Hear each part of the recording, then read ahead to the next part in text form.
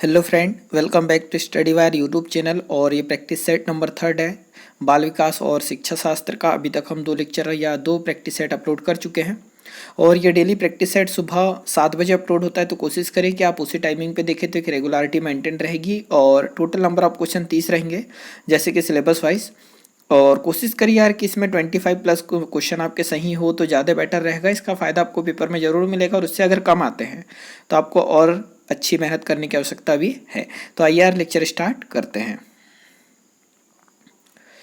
तो आज के लेक्चर का सबसे पहला क्वेश्चन हो जाएगा कि जिस बच्चे की बुद्धि लब्धि 90 से 110 के मध्य है वह है। ठीक है, मतलब एक ऐसा बच्चा जिसकी जो बुद्धि लब्धि है वो 90 से 110 के मध्य है वह है। तो सामान्य बुद्धि वाला, सेकंड है प्रखर बुद्धि, थर्ड ऑप्शन है उत्कृष्ट बुद्धि और फोर्थ है प्रतिभाशाली बुद्धि।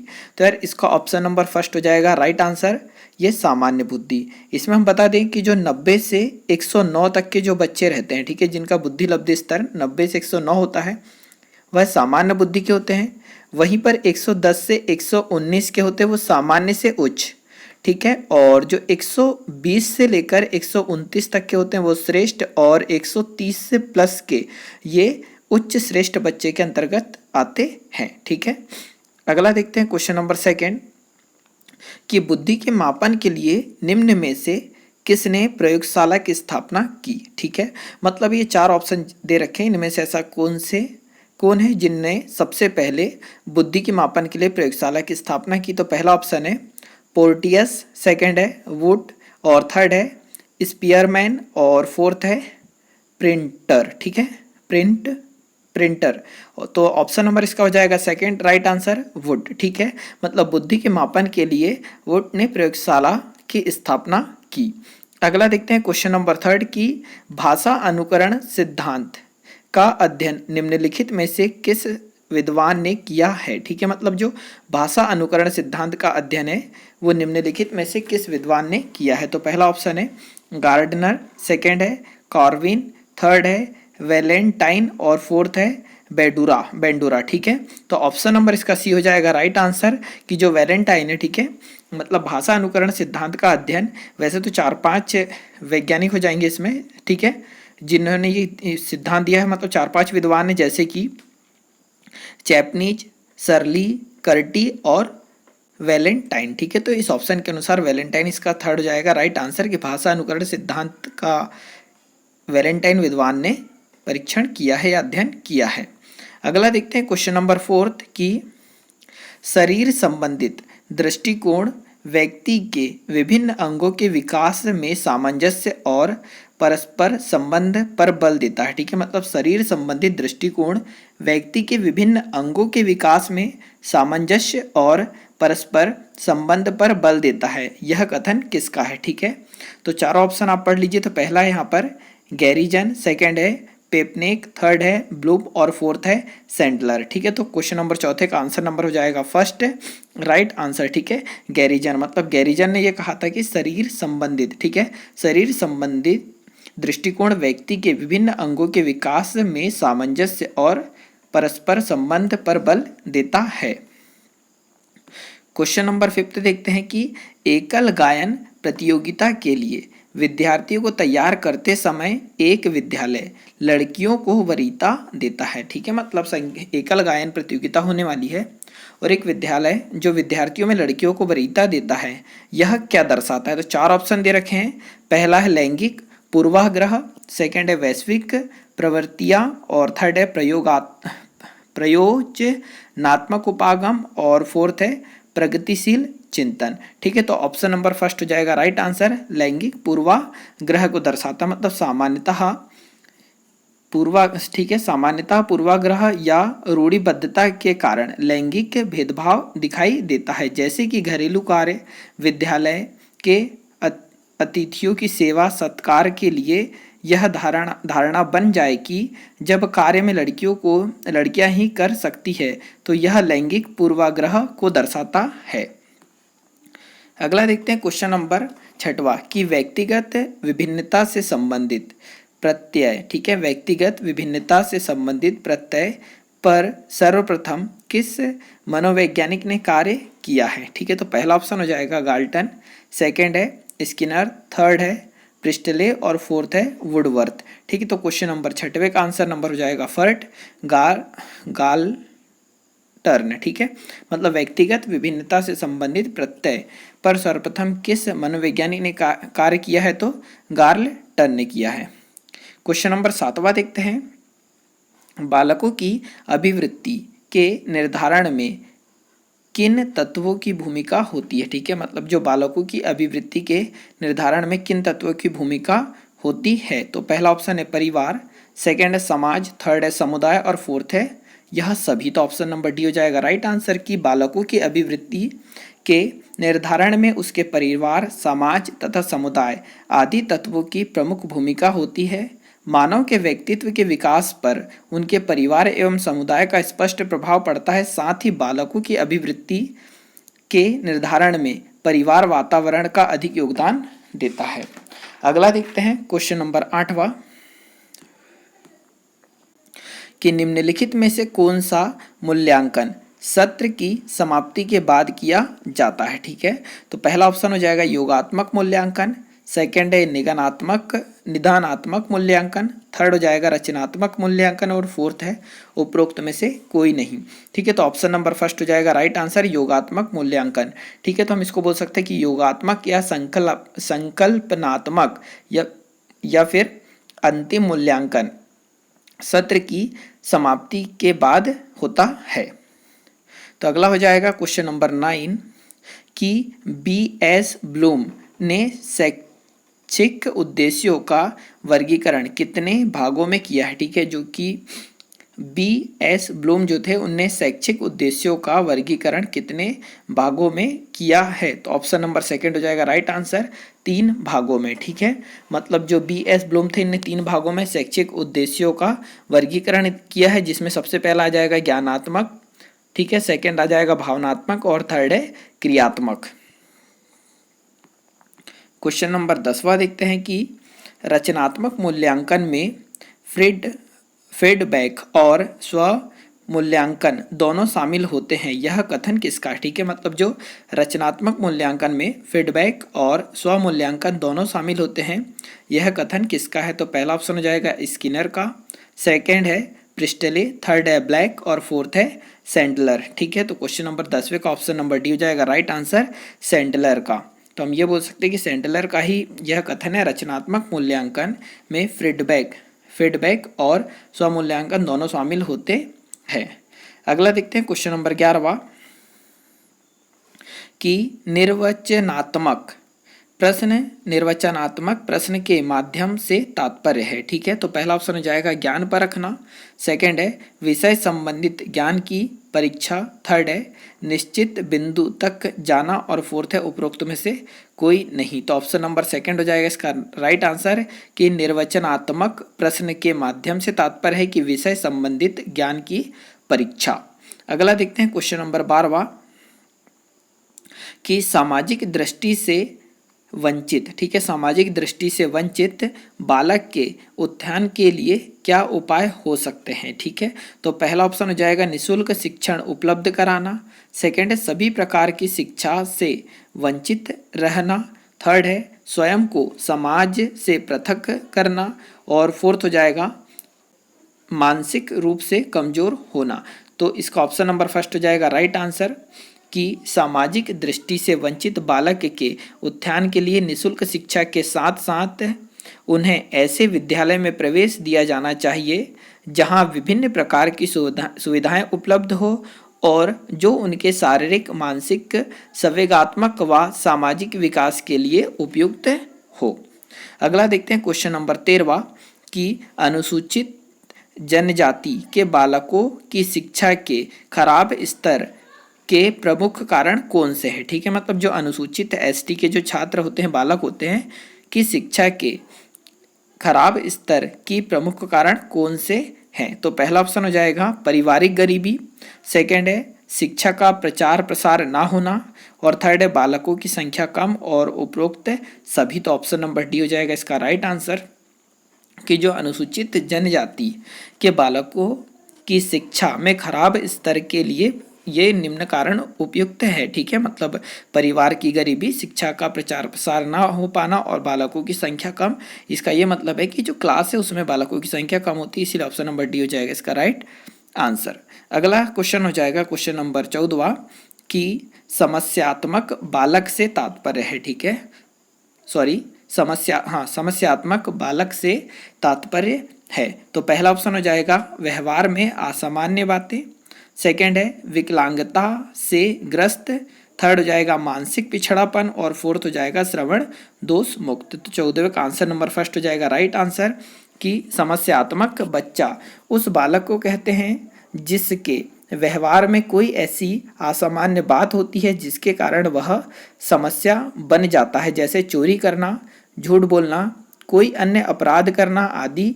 इसका वर्णन वैलेंटाइन ने किया था सबसे पहले।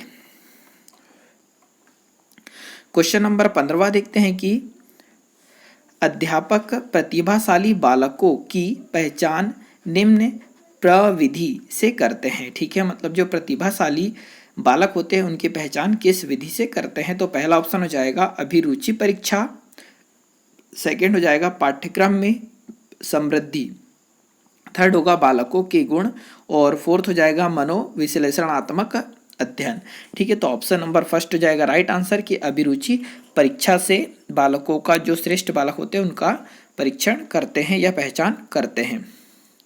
क्वेश्चन नंबर 16 हो जाएगा कि टेलर के अनुसार सृजनात्मकता के कौन से प्रकार है, ठीक है। मतलब जो टेलर है उनके अनुसार सृजनात्मकता के कौन से प्रकार है। तो पहला ऑप्शन हो जाएगा नवाचारित सृजनात्मकता, सेकंड है चित्रपूर्ति सृजनात्मकता, थर्ड है सहगामी सृजनात्मकता और फोर्थ है समस्याओं का सृजन, ठीक है।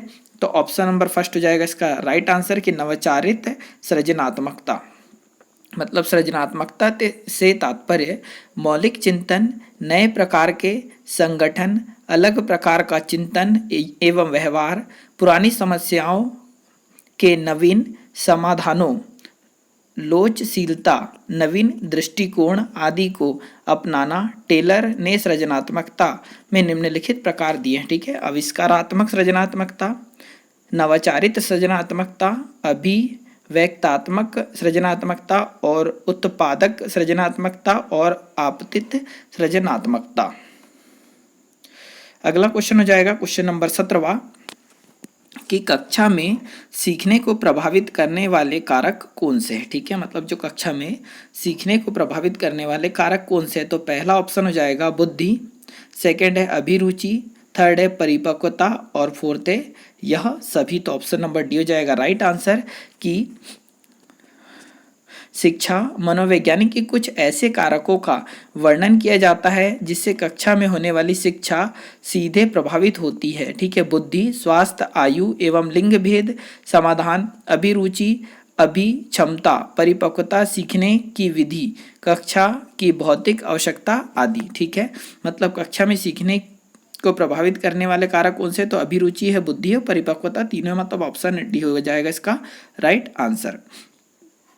क्वेश्चन नंबर 18 हो जाएगा कि सीखना अनुभव या व्यवहार में परिवर्तन है, ठीक है। जो सीखना अनुभव या व्यवहार में परिवर्तन है यह किसका कथन है, ठीक है। तो पहला ऑप्शन है E.L. पिल का, सेकंड है फ्रेंडसन का और थर्ड हो जाएगा गेट्स और फोर्थ है क्रो एंड क्रो। तो ऑप्शन नंबर सेकंड है इसका राइट आंसर कि फ्रेडसन के अनुसार सीखना अनुभव या व्यवहार में परिवर्तन है, अर्थात सीखना एक प्रक्रिया है जो जीवन पर्यंत चलती रहती है जिसके द्वारा हम कुछ ज्ञान अर्जित करते हैं या जिसके द्वारा हमारे व्यवहार में परिवर्तन होता है।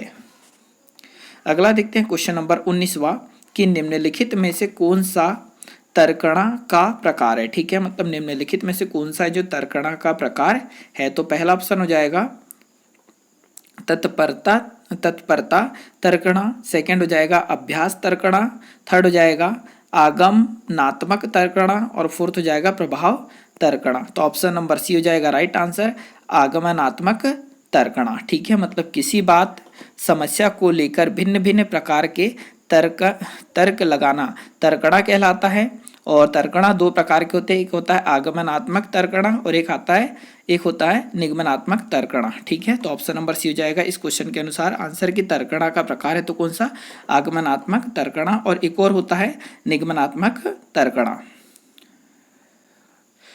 क्वेश्चन नंबर 20वां हो जाएगा कि क्रोनबेक ने अधिगम के कितने तत्व बताए हैं। ठीक है, जो क्रोनबेक थे उन्होंने अधिगम के कितने तत्व बताए हैं। तो पहला ऑप्शन है 7, सेकेंड है 3, थर्ड है 4 और फोर्थ ऑप्शन है 5। ठीक है, तो इसका ऑप्शन नंबर फर्स्ट हो जाएगा राइट आंसर। ठीक है, क्रोनबेक ने अधिगम में 7 तत्व बताए हैं, जैसे स्थिति, व्यक्तिगत विशेषता, लक्ष्य व्याख्या, कार्य, परिणाम एवं विरोध पर प्रतिक्रिया। ये तत्व अधिगम के आधार पर माने जाते हैं। अगला क्वेश्चन नंबर 21 की पेस्टोलॉजी। ठीक है, पेस्टोलॉजी विधि के जनक कौन है। ठीक है, जो पेस्टोलॉजी विधि है उसके जनक कौन है। तो पहला ऑप्शन हो जाएगा हेलेन, सेकंड हो जाएगा पामहर्स्ट, थर्ड हो जाएगा जॉन हेनरी पेस्टोलॉजी, और फोर्थ है फ्रोबेन। ठीक है, फोबेल। तो ऑप्शन नंबर सी हो जाएगा राइट आंसर कि पेस्टोलॉजी विधि के जनक हो जाएंगे तो कौन, जॉन हेनरी पेस्टोलॉजी। ठीक है, पेस्टोलॉजी जनक जॉन हेनरी पेस्टोलॉजी हो जाएंगे। इन्होंने शिक्षा को मनोवैज्ञानिक रूप दिया तथा इनका बाल शिक्षण शास्त्र पर था। ठीक है, अगला देखते हैं क्वेश्चन नंबर 22 की अनुभवजन्य। ठीक है, अनुभवजन्य अधिगम का सिद्धांत निम्न में से किसका है। तो पहला ऑप्शन है कार्ल रोजर्स का, सेकंड है कोहनर और थर्ड है लेविन और फोर्थ है रिचर्ड। तो ऑप्शन नंबर फर्स्ट हो जाएगा राइट आंसर कि कार्ल रोजर्स ने दिया था अनुभवजन्य अधिगम का सिद्धांत। क्वेश्चन नंबर 23 देखते हैं कि किशोर अवस्था की पहचान है। ठीक है, जो किशोर अवस्था की पहचान है तो पहला है मानसिक विकास, सेकेंड है संवेगात्मक परिवर्तन, थर्ड है संवेगात्मक अभिव्यक्ति और फोर्थ है उपरोक्त में से कोई नहीं। तो ऑप्शन नंबर सेकंड हो जाएगा राइट आंसर कि किशोर अवस्था की पहचान है तो संवेगात्मक परिवर्तन। क्वेश्चन नंबर 24 की वाल्टर क्रेनन ने किस सिद्धांत का विरोध किया। ठीक है, तो पहला ऑप्शन है लेंज का सिद्धांत, सेकंड है सिंगर का सिद्धांत, थर्ड है बार्ड का सिद्धांत और फोर्थ हो जाएगा संज्ञानात्मक सिद्धांत। तो ऑप्शन नंबर फर्स्ट हो जाएगा राइट आंसर लेंज का सिद्धांत, मतलब जो वॉल्टर थे उन्होंने किसके सिद्धांत का विरोध किया, तो लेंज के सिद्धांत का। अगला देखते हैं क्वेश्चन नंबर 25 कि विकासात्मक सिद्धांत का श्रेय किस विद्वान को दिया जाता है। ठीक है, जो विकासात्मक सिद्धांत का श्रेय किस विद्वान को दिया जाता है तो पहला ऑप्शन है ए पिले, सेकंड है जिन पियाजे और थर्ड है फिलिप और फोर्थ है कैनन। ठीक है, तो ऑप्शन नंबर सेकंड हो जाएगा इसका राइट आंसर कि जिन पियाजे को विकासात्मक सिद्धांत का श्रेय दिया जाता है। क्वेश्चन नंबर 26 हो जाएगा कि आंतरिक अभिप्रेरणा का तात्पर्य है। ठीक है, मतलब जो आंतरिक अभिप्रेरणा का तात्पर्य है तो पहला ऑप्शन हो जाएगा आंतरिक वातावरण, सेकंड है स्वतः अभिरुचि और थर्ड है अर्जित प्रेरक, फोर्थ है क्रमिक प्रेरक। तो क्वेश्चन नंबर 26 का आंसर हो जाएगा सेकंड स्वतः अभिरुचि। ठीक है, बालकों के सीखने में आंतरिक अभिप्रेरणा का बाह्य अभिप्रेरणा का महत्व अद्वितीय है। आंतरिक अभिप्रेरणा से तात्पर्य स्वतः अभिरुचि से है। जब बालक किसी विषय के बारे में सीखता है तो इसका अर्थ है कि उसमें उसकी अभिरुचि है। क्वेश्चन नंबर 27 की आवश्यकता पदानुक्रम सिद्धांत निम्न में से किसका है। ठीक है, तो पहला ऑप्शन हो जाएगा ए पिले, सेकंड है जिम पियाजे, थर्ड है फिलिप और फोर्थ है अब्राहम मैस्लो। ठीक है, तो ऑप्शन नंबर डी हो जाएगा इसका राइट आंसर कि अब्राहम मैस्लो का सिद्धांत है आवश्यकता पदानुक्रम सिद्धांत। ठीक है, अगला देखते हैं क्वेश्चन नंबर 28 की सीखने के व्यक्तिगत कारकों में निम्नलिखित में से कौन सा सम्मिलित नहीं है। तो पहला ऑप्शन हो जाएगा सीखने वाले की अभिवृत्ति, सेकंड है शारीरिक एवं मानसिक स्वास्थ्य, थर्ड है सामाजिक वंशक्रम का ज्ञान और फोर्थ है सीखने का समय तथा अवधि। ठीक है, तो क्वेश्चन नंबर 28 का ऑप्शन नंबर सी हो जाएगा राइट आंसर कि सामाजिक वंशक्रम का ज्ञान, मतलब सीखने के व्यक्तिगत कारकों में निम्न को सम्मिलित करते हैं, मतलब सीखने वालों की अभिवृत्ति, शारीरिक एवं मानसिक स्वास्थ्य और सीखने का समय एवं आदि। अगला देखते हैं क्वेश्चन नंबर 29 कि बालकों के सीखने में प्रेरणा को किस रूप में उपयोगी माना जाता है। ठीक है, मतलब जो बालकों के सीखने में प्रेरणा को किस रूप में उपयोगी माना जाता है। तो पहला ऑप्शन हो जाएगा बालक की व्यक्तिगता का आदर, सेकंड है पुरस्कार एवं दंड, थर्ड है प्रशंसा और फोर्थ है उपरोक्त सभी। तो ऑप्शन नंबर डी हो जाएगा राइट आंसर कि बालक के सीखने में प्रेरणा निम्न रूप से उपयोगी है, जैसे बालक की व्यक्तिगता का आदर, पुरस्कार, दंड एवं प्रशंसा आदि। क्वेश्चन नंबर 30वां हो जाएगा कि संवेग क्या है। ठीक है, तो पहला ऑप्शन हो जाएगा प्यार व स्नेह, सेकंड है भावों में परिवर्तन और थर्ड है क्रोध और फोर्थ है उपरोक्त में से कोई नहीं। तो ऑप्शन नंबर सी हो जाएगा राइट आंसर, क्या क्रोध। संवेग क्या है तो क्रोध है। हम ये बोल सकते हैं कि संवेग का शाब्दिक अर्थ है उत्तेजित कर देना, अर्थात संवेग वह स्थिति है जिसमें व्यक्ति उत्तेजित हो जाता है। यह उत्तेजना की स्थिति पर्याप्त जटिल होती है तथा इसे विभिन्न शारीरिक परिवर्तन द्वारा पहचाना जा सकता है। तो आज के लेक्चर में तो इतना ही। अगले लेक्चर में फिर मुलाकात होगी। लेक्चर कैसा लगा और आपके सभी लोगों के कितने कितने नंबर आए आप ये कमेंट बॉक्स में ज़रूर बताइए।